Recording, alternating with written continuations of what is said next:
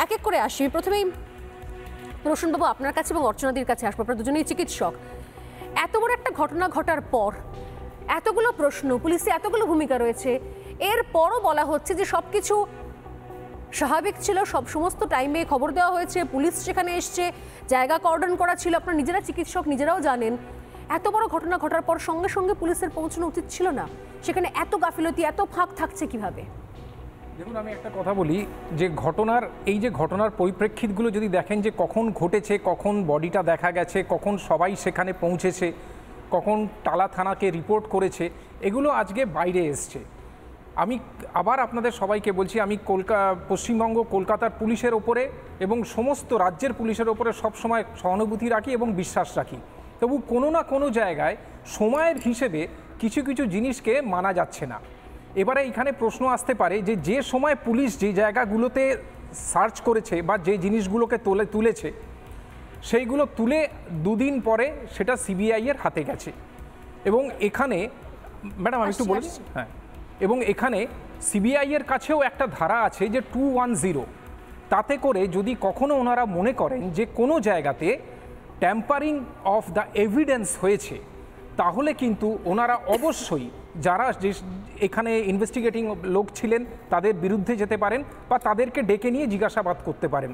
তবু আমি সবাইকেই বলবো, ম্যাডাম, আপনাদের এই যে ঘটনা ঘটেছে এ তো শতাব্দীতে একটা ঘটে, এটা একটা সিস্টেমকে ধাক্কা মারা। যদি কোনো জায়গায় কোনোভাবে কোনো ডকুমেন্টস ট্যাম্পারিং হয়ে থাকে বা যেটা আপনি একটু আগে বললেন যে ঘটনাস্থলে অনেক লোক পৌঁছে গেছে যে জায়গা থেকে এটা ঘটনাটা ঘটেছে, ছবি দেখা যাচ্ছে, ভিডিওতে দেখা যাচ্ছে। দেখুন, আপনি কর্ডন করা আমাদের পাশে এখনো চলছে, কর্ডন করা যে এলাকা রয়েছে সেই এলাকার মধ্যেও 4-5খানা মুখ দেখতে পাওয়া যাচ্ছে। অবশ্যই সেটা দেখুন দেখা যাচ্ছে।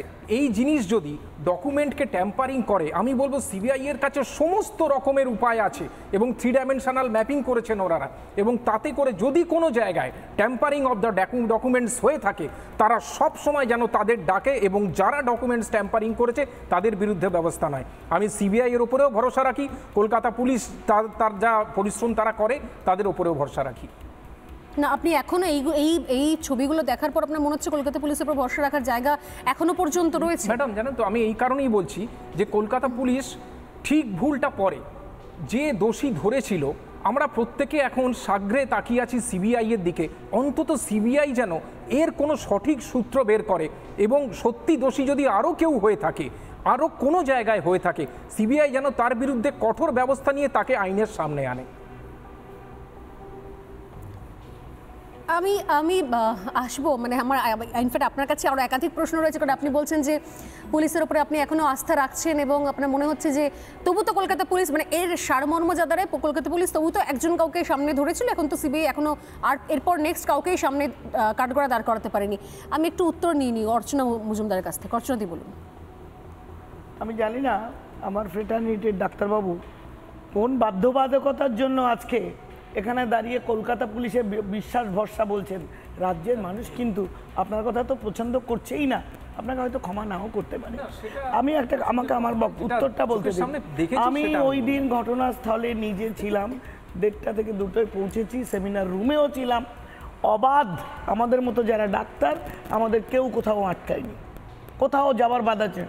ওখানে কোনো কর্ডন ব্যারিকেড কিচ্ছু ছিল না, শুধু যেখানে পেশেন্ট সেখানে একটা ধরুন ওই যেই বেডটা, মানে যেই ফ্লোরের ওপরে যে ম্যাট্রেসে ছিল বডি পরে, তার সামনে একটা সাদা চাদর দিয়ে আছে এবং ও ছিল পুরো নীল রঙের একটা ম্যাট্রেসের ওপরে, কোনো বেড ফেড কিছু না। আপনি যদি দেখেন পরে দেখুন। 2 নম্বর, পুলিশ এবং অপ্রয়োজনীয় লোকজনে ওটা ভরাট এবং সারাক্ষণ আলোচনা চলছিল, যেখানে আমাদের তিলোত্তমার মা বাবা হলের বাইরে ছিল, দে ওয়ার নট অ্যালাউড, বাকি সবাই অ্যালাউড। 3 নম্বর, পুলিশকে যেভাবে ছো মেরে বডি ডিসপোজ অফ করার যে তারা ছিল, তাতে কি পুলিশের কোনো ইন্টারেস্ট নেই?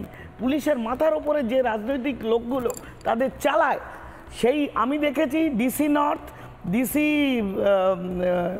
সেন্ট্রাল এবং আপনার কমিশনার পুলিশ 3 জন উপস্থিত ছিলেন ওখানে, 2 জন, একজন এমএলএ, একজন কাউন্সিলর উপস্থিত ছিলেন। What was there job? আর বাকিদের তো এখন সব আপনারা আইডেন্টিফাই করছেন, ভিডিও বেরোচ্ছে। সুতরাং এই লোকগুলো কি আপনি বলুন, একজন ডাক্তার ওখানে থাকার জন্য পুলিশ অ্যালাউ করতে পারে? আপনার বিশ্বাস আছে, থাকুক, যার বিশ্বাস তার কাছে। মানুষ যেভাবে আমি একটা নিজস্ব মোবাইল থেকে আমি কমিশনার পুলিশকে ইমেল করেছিলাম ঠিক 4:30 সময়, যে 4টে বেজে গেলে আমরা কিন্তু ডিসপোজ অফ করতে পারি না, এবং আমাদের এই বিশ্বাস নেই। আমরা আনিসের বেলা আমরা পরে সেকেন্ড পোস্টমর্টম করতে পেরেছি। Please don't dispose of the body. আমার সে মেইল এখনও আছে, কমিশনার পুলিশ জানে, এবং আমি বারবার বলছি।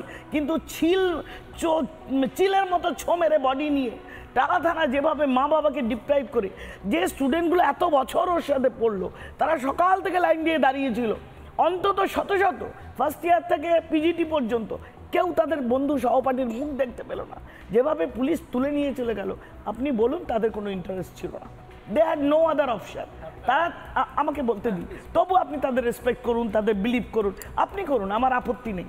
কিন্তু আমি একজন বাংলার মহিলা, একজন চিকিৎসক, একটা মেয়ের মা, যে মেয়ে ডাক্তার রাতে ডিউটি করে, আমি নিজেও ডাক্তারি করেছি, সেই জায়গার থেকে আমি বলতে পারি যে এই যে আমরা তিলোত্তমাকে হারালাম, একটা উডবি পালমোনোলজিস্ট, যে মেয়েটা 1 বছর পরে, যার ফিউচার একটা ব্রিলিয়ান্ট ফিউচার পোস্ট কোভিড পিরিয়ডে, সেই তার স্বপ্নটাই অঙ্কুরে বিনাশ হয়ে গেল, যার জন্য ফেরত দিতে পারবে না।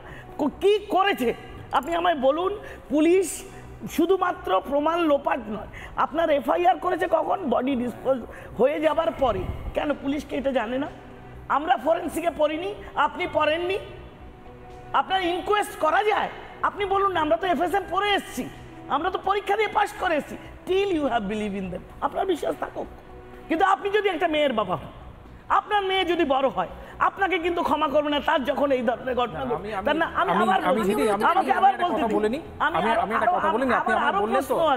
মর্গে 4টে লাশ 2 দিন আগে থেকে পড়ে আছে, তাই সেই মেয়েগুলোর হয়নি। আপনি শ্মশানে 2টো বডি পোড়ানো হয়নি। যেখানে যেখানে গন্ডগোল হয়েছে, এত তাড়াতাড়ি করেছিল, ভুল হয়েছে ম্যাডাম, কারণে তৃণমূলের আমিও মেয়ের বাবা, আমিও বলছি যেখানে যেখানে গন্ডগোল হয়েছে তাদের ধরে তাকে শাস্তি দেওয়া হোক।